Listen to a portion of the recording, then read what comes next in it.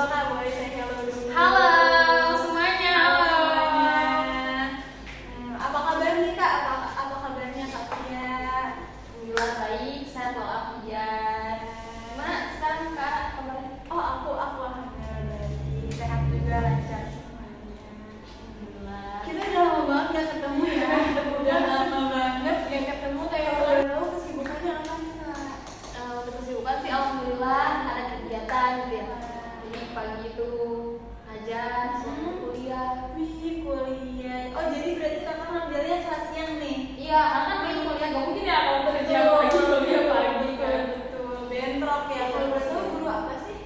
Alhamdulillah dipercayai dalam pendidikan di SD, ngajar pendidikan agama Islam. Oh iya, kebetulan banget nih bintang tamu kita ternyata guru pendidikan agama Islam. Kebetulan temanya pas banget loh Kak. Ya, alhamdulillah berarti ya. Iya, cuma ini gak nyangka aku aja sampai guru pendidikan Islam. Ini kan udah 2 tahun udah ketemu kan. Bener Kalau sih, kita bener baru banget. aja ya, jarang Allah kan ketemu di sini jadi kita Betul. bisa berbincang-bincang banyak Kita kan. silaturahmi lagi. Oh iya emang tema kali ini tuh akan membahas apa Kak? Nah, kebetulan tema kali ini itu kita ngebahas tentang sumber-sumber hukum Islam. Pastinya kalau guru PA ini bisa lah ya ngejawab pertanyaan-pertanyaan. Insya Allah ya. Pasti kan emang ada juga bisa dibantu kan. Pendapatnya itu masih. Jadi kita di sini kayak sama-sama belajar aja ya Kak ya. Nah, coba dong Kak, biar kita sama-sama paham juga nih, ilmunya sama-sama tersalurkan, juga teman-teman yang di rumah juga yang nonton bisa bermanfaat. Coba dong Kak jelasin sedikit tentang sumber-sumber hukum Islam. Kalau misalkan pemahaman saya, pemahaman aku, pemahaman saya Boleh apa aja Kak, terserah, bebas ya, bebas nggak apa-apa. Menurut pemahaman aku sih kalau misalkan sumber hukum Islam itu kan ada yang berpendapat 2, ada yang berpendapat 3 gitu. Tapi aku berpatokannya banyaknya 3 kan. Oh 3, apa aja tuh Kak? Yang pertama itu Al-Quran, yang kedua hadis, Hadis. yang ketiga itu ijtihad. Pasti kan dari masing-masing dari ketiga sumber itu kan pasti ada definisinya ya. Coba dong Kak, boleh tahu nggak sih, boleh kasih tahu nggak sih ke aku dan ke teman-teman semua tentang definisinya tuh, definisi singkat atau panjang lebar juga nggak apa-apa. Tapi salah gimana Kak? Nggak apa-apa kan kita sama-sama belajar. Kalau misalkan yang aku tahu dan yang aku paham gitu ya tentang Al-Quran itu, pastinya Al-Quran itu kalam Allah kan, yang diturunkan kepada Nabi Muhammad melalui malaikat Jibril. Nah, pasti kan Al-Quran itu kan disebarluaskan kepada umat Islam, umat Muslim semuanya kan. Dari apa isi kandungannya, apa artinya, bagaimana apa yang bakal kita terapkan. Pasti kan di dalam Al-Quran itu isinya ada kebaikan, gimana tentang perjalanan hidup tuh sudah di apa sih, sudah diceritakan dia dalam Al-Quran kan pasti ya. Dan sebegitu lengkapnya semua aturan hidup itu tergambarkan di Al-Quran. Nah, iya pastinya udah kan. Namanya kalau Allah itu pasti campur apa sih. Menurut Kak tentang hadis tuh Hadis, kalau definisi yang aku pelajari ya, kalau hadis itu adalah perkataan, perbuatan yang dilakukan oleh Nabi kita Muhammad SAW. Itu kan beliau ini kan sosok panutan ya, panutan kita, kayak contoh kita gitu dalam menjalani kehidupan sehari-hari ini. Tentunya apa yang beliau ucapkan, apa yang beliau amalkan itu juga bisa menjadi sumber hukum dalam agama Islam. pasti ya. Kalau misalkan Al-Quran pasti hadis selalu berkaitan Iya, bergandengan. berkaitan bergandengan, mereka itu kayak sama-sama. Kalau untuk kedudukannya sendiri nih Kak, kedudukan Al-Quran itu gimana sih Kak? Jadi kalau misalkan kedudukan Al-Quran di sini itu, Al-Quran itu kan sebagai sumber hukum utama selain dari kitab suci kan ya. Nah oleh karena itu Al-Quran itu semua ketentuan hukum itu yang kita lakukan itu tidak boleh bertentangan dengan Al-Quran dan hadis. sudah ada aturannya, sudah ada alurnya. Bagaimana kita begini, sebabnya bagaimana, pasti di dalam hadis dan Al-Quran itu sudah dijelaskan. Nah, jadi nggak semata-mata hanya kitab suci yang kita baca setiap harinya ya, tapi ini juga merupakan sumber hukum yang harus kita ikuti. ya, pasti itu kan pedoman hidup kan, pasti harus kita terapkan. Kalau tadi kan kedudukan Al-Quran ya. Nah, di sini aku ada juga nih wawasan tentang fungsi hadis. Boleh tuh Kara, aku juga belum tahu banget kan. Oh, iya, Kayaknya Kara bisa menambahkan wawasan yang ada di saya. Benar. Aku bilangnya saya. Nah, fungsi hadis itu Nah, kalau yang tadi itu kan tentang kedudukan Al-Quran ya. Nah, aku ada juga nih wawasan yang aku tahu ya dari guru aku tentang fungsi hadis. Oh, boleh tuh Kara, boleh dong, aku tahu kan aku juga belum tahu tentang banyak hal tentang hadis. Jadi mungkin kalau misalnya Kara menjelaskan, menambahkan wawasan yang ada di aku gitu. Oh iya, boleh. Nah, kalau hadis ini fungsinya juga penting loh ternyata. Karena hadis itu merupakan sumber kedua di agama Islam. Boleh. Nah, jadi si hadis ini merupakan sumber hukum kedua di agama Islam. Yang pertama itu kan tadi Al-Quran ya.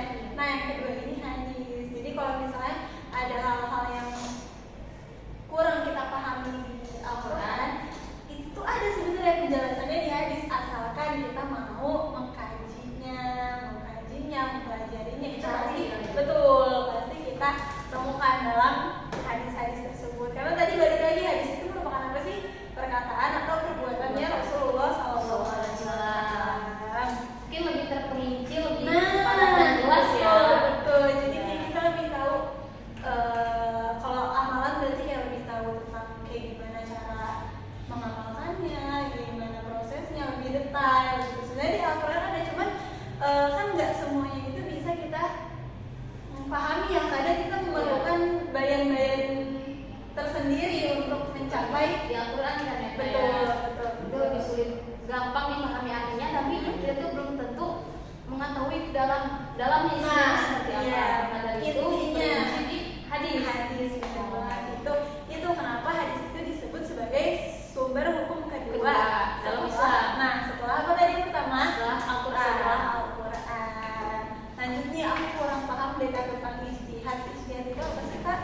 Nah, aku kurang tahu nih Kak tentang sumber hukum satu lagi ya, yaitu ijtihad. Apa sih Kak? Tadi kan kita udah ngebahas tentang Al-Quran, tentang sunnah. Ternyata masih ada satu lagi nih, yaitu ijtihad. Apa sih Kak yang dimaksud dengan ijtihad? Kalau misalkan ijtihad sih, sepemahaman aku ya Kak, kalau misalkan ijtihad itu adalah bersungguh-sungguh dan mencurahkan segala kemampuan yang didapat. Jadi ijtihad itu kan bercondong pada akal yang melahirkan hukum-hukum tertentu.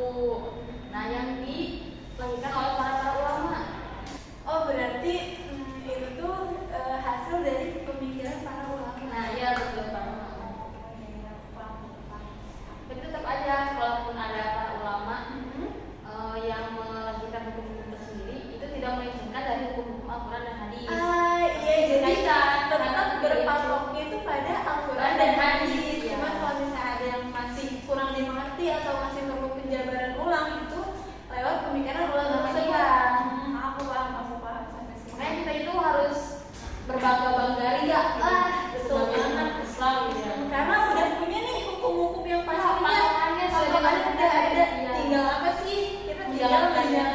Mengamalkan, Betul, mengikuti apa yang dianjurkan dan menjauhi segala larangannya. Hanya itu aja sih, menjalani Simpel ya ceritanya. menjauhi larangannya. Cuma kadang berat gitu ya. Kayak namanya manusia, naik iman kan Kak. Lagi masa-masa remaja kayak gini Ya, kayak kita ya. Iya kan? ya, semoga kita bisa beristiqomah dalam kebaikan serta menjauhi larangan. pasti Harus. tulis quotes Quote ya. emang suka ada tipu sih. Nggak ngerti, nggak ngomong, banyak tiponya. Maaf ya. Kamu tahu Kelihatan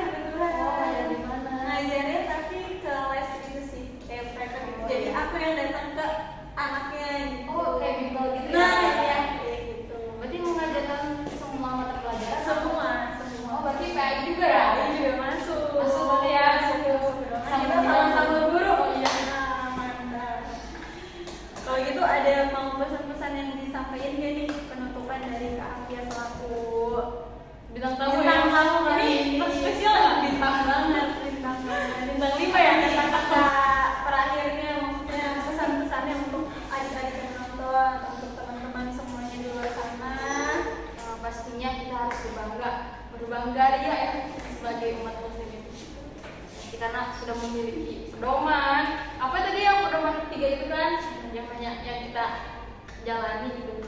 Sebenarnya ringan-ringan saja, mudah-mudah saja jika kita dilakukan Jawabannya dengan ikhlas, betul, dengan ikhlas dan mengharap kepada Allah. Sih itulah ya untuk manusia-manusia. Bener sih, bener ya, akan membawa kita nanti ke syurganya. Udah, kayaknya cukup sampai sini lah, nggak kerasa banget ya. Udah kayak udah 2 tahun nggak ketemu, tiba-tiba ketemu cuma segini ngobrol. Semoga nanti kita ketemu lagi ya. Amin. Kesempatan tentunya di podcast ini juga kalau bisa dibuat nomornya ya. Benar-benar nanti dengan tema yang berbeda tentunya ya. Saya sebagai pemandu acara mengucapkan terima kasih banyak. Aku juga Kak, terima kasih kepada Kak Ara karena sudah mengundang aku. Betul, sehat-sehat ya, sehat-sehat biar kita bisa ketemu lagi. Ya enggak? Amin. Siap. Kita bersehat semua Kak. Iya betul. Ayo kita closing bareng dulu. Segitu ya teman-teman, obrolan singkat yang bisa kita sampaikan mengenai Nah, berarti pasti kan ya. betul, lihatlah apa yang dibicarakan, jangan melihat Siapa yang orangnya.